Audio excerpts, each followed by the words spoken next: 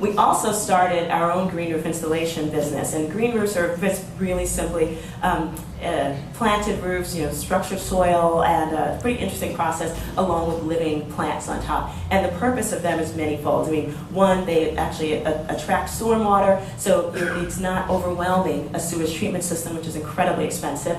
They also provide, it's a green layer, so it actually cleans the air. It also provides an energy conservation layer on the top floor of a building. It's particularly effective during the summer months. And they help make your roof last up to 5 times longer. The earliest ones that I know of are about 50 years old in Germany. So most of these things are not that out there. But also, and I keep showing you the pictures of like all the jobs associated with it. These are all local jobs. They cannot be outsourced, and they provide a benefit that extends beyond that roof, which is the way we're looking at the green economy itself. And this particular project was the one that I built on my home, which is a couple blocks away from my upstairs neighbor, who actually happens to be the son of one of our best trainees and graduates. And this is the one that we built on top of our office building 2 years ago, and to show the kind of diversity that you can have on these things. And we're still so excited about the prospect of them. I mean, one, because they can actually reduce the need for these kind of sewage treatment plants, which are single-use, really ugly, horribly expensive to operate, and anything to mitigate the use of them. It would actually be a helpful thing for the planet as well, because you're actually reusing that stormwater instead of processing something that doesn't really need to be processed. But just think about how cool it would be if, by chance, birds flying south for the winter actually had just had a really pleasant little stopover, going to the South Bronx or any place else like that. I think that'd be so sweet. And I do. I just think about it all the time. And but another thing I think about it a lot is that guy I showed you earlier, Robert Moses, who is really responsible for all the highway construction in our community, actually in all of New York State. This was one of his last projects. It's called the Sheridan Expressway, and it is this empty. It was a 1.25 miles piece of land, or rather highway that was supposed to extend to like 8 miles. It just never got finished because he wanted to build it through the Bronx Zoo and the New York Botanical Gardens, which are 2 of New York's biggest cultural institutions. Unfortunately, for us, I think the city, the country, that he was at the end of his power at that time. So their board of directors was like, no, you have to stop your highway from being built now. And so they did. But not before he got a 1.25 mile gash through my neighborhood, literally separating us from the waterfront and also separating my neighborhood from itself. But I got to tell you, even the New York Post, which is not a bastion of liberal media at all, when they found out that the state was planning on fixing it with nearly $500 million worth of public money, even they knew that it was a boondoggle. And that picture from the Post on my left is a picture of us sitting on the highway at rush hour. That's how little traffic this thing gets. So we were like, well, if we know it's really not getting any traffic, it's really not serving that much of a regional need, if we created a transportation plan that actually met real transportation needs, and would we need the highway itself? So that was a question that a bunch of these groups under the umbrella of the Southern Bronx River Watershed Alliance asked. And we were able to get funding to create a transportation as well as a economic analysis to see what would happen if we had the entire right-of-way, and it was 28 acres worth of land. And how exciting would that kind of thing be?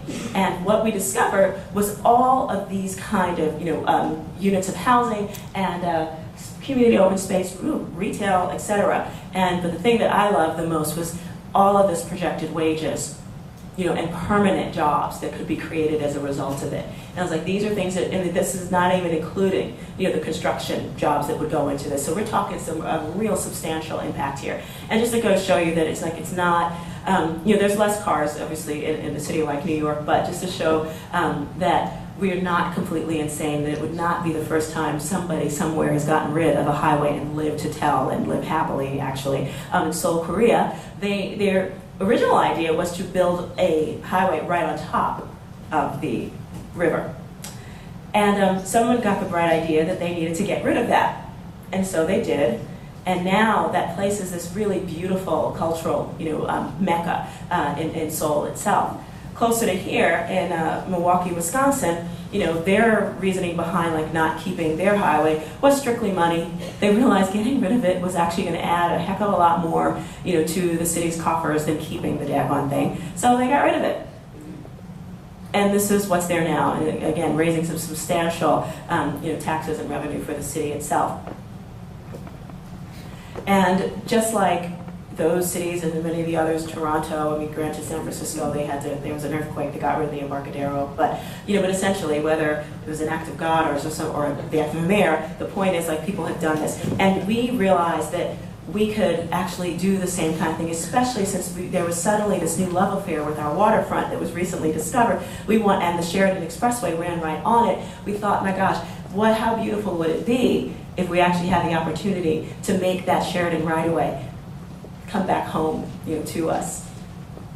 Oh, and another project that we're working on is something called Fab Lab, and it's a partnership between Sustainable South Bronx and Massachusetts Institute of Technology, and they created this idea, and what it is actually personal. It's called Fab Lab, stands for Fabrication Laboratories, and it's really simply a bunch of personal computers and specific design software, and connected with different kinds of fabrication machines. And what they do is very, very simply, it allows you to take an idea from conception, figure out how to put it directly into, convert it into a file so that it can be turned into whatever you pretty much want. I learned mostly about them back in, a couple years ago, discovered that like places like Ghana were using, places that had no hope of being on the grid, were doing things like creating solar collectors, so that folks can actually have a little more daylight to keep up with studies, so that they can actually have little side businesses. It meant a lot in many of these communities.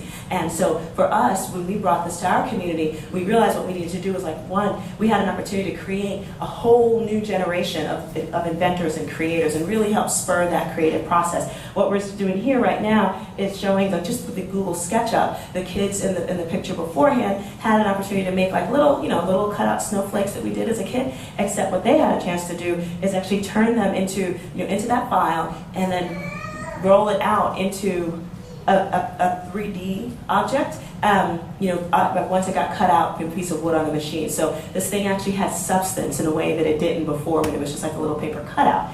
And we also are working with designers, lots of designers and folks from the make and do-it-yourself community, which everybody has them all over the place, little inventors that come in exchange for using our equipment, they have to teach our kids, or other people in the community how to actually to use some of this work. So they're getting classes in exchange for being a part of this as well. And so it's a really fun kind of community that we're working in, really bridging the digital divide in a way that's so cool. And most importantly for us anyway, we're actually using opportunities to use objects that are just taken out of the waste streams, whether it's wooden pallet boxes and packing crates, but using those things so they're not just ending up in landfills in other parts of the country, which is basically what happens to pretty much all of those things right now.